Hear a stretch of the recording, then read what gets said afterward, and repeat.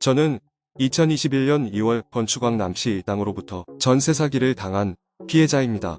2021년 2월 건축왕의 직원으로 밝혀진 공인중개사 박모 씨를 통해 인천광역시 미추홀구 경인로 306에 소재한 오피스텔에 대한 전세 계약을 체결하고 그 주에 입주하였습니다. 저는 인천과 아무런 연고가 없습니다. 제 직장은 지방순환 근무가 불가피한데 2021년 근무지가 인천이었습니다. 발령을 받자마자 네이버 부동산에서 인천광역시에 위치한 저렴한 오피스텔 매물을 찾아보았습니다. 이 매물들은 미추홀구에 밀집되어 있었습니다. 신기하게도 인천은 월세 매물이 많지 않고 전세가가 쌌습니다. 제가 관심있게 본 매물이 약 20여 개 정도였는데 대체적으로 전세가가 1억 원대였습니다. 지하철 인접 여부나 아파트 여부에 따라 1억 원 후반의 매물도 있었지만 대체로 1억 원 초반대에 분포되어 있었습니다. 외지인의 입장에서는 미추홀구가 가장 저렴하구나, 대체로 1억 원 초반대가 시세구나라고 생각했습니다. 네이버 부동산 광고 게시물을 보고 전세 매물을 다수 보유하고 있다는 공인중개사 사무소, 공인중개사 박모 씨, 향후 건축왕 일당으로 밝혀짐을 찾아갔습니다. 공인중개사가 여러 집을 보여줍니다.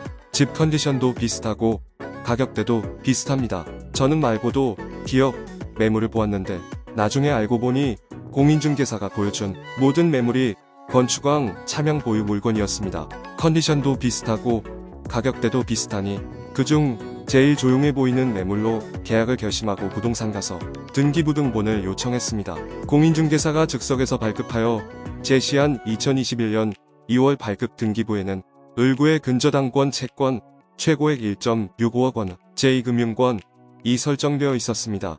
저도 남들만큼 공부를 한 사람이고 상식이 있는 사람이기에 근저당권이 있는 매물이 위험하다는 것은 잘 알고 있었습니다. 그렇기에 근저당권이 없는 매물은 없냐고 물어보았습니다.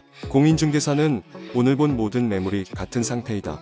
미추홀구 매물들은 모두 근저당권을 끼고 있다. 하지만 안전한 매물이다.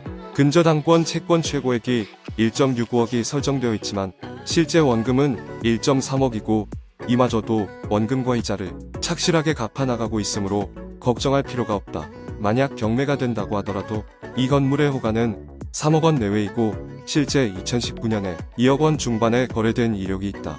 2019년 이후에 집값이 올랐으므로 현재 시세는 최소 2억 원 후반이다. 경매가 개시되어도 충분히 보전받을 수 있다.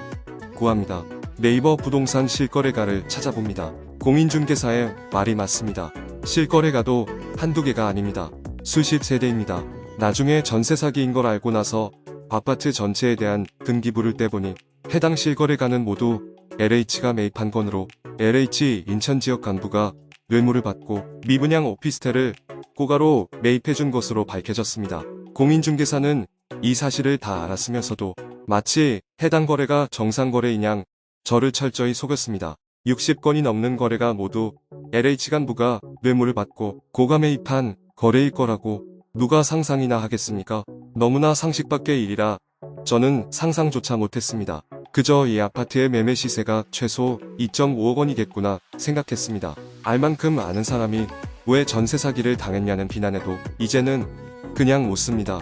저도 제가 당할 줄 몰랐거든요.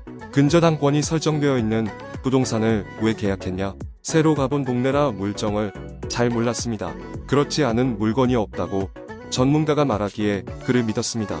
설마 LH 간부가 뇌물을 받아먹고 미분양 오피스텔을 비싼 값에 매입했고 그게 실거래가로 찍혀 있다고는 생각도 못했습니다. 제가 생각해도 황당한 일입니다. 그런데 다시 돌아가도 무엇을 어떻게 확인했어야 속지 않았을지 알 수 없는 일입니다. 저는 소득 요건이 아슬아슬하게 초과되어 전세 사기 피해자 지원도 받지 못합니다. 제 부덕의 소치입니다. 반성합니다. 더 열심히 살겠습니다.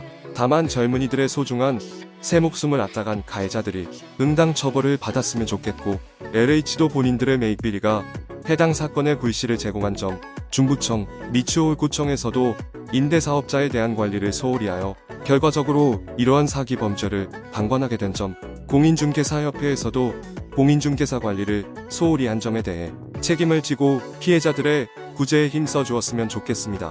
누군가는 이게 죽을 일이냐고 합니다. 누군가에게 1억 큰 돈이 아닐 수 있습니다. 하지만 내 어깨에 가족의 생계가 달려있을 때 내가 잃은 건 단순히 돈이 아니고 가족의 신뢰이고 가족의 희생입니다. 그 생각이 들 때는 저도 괴로움에 몸서리치게 됩니다.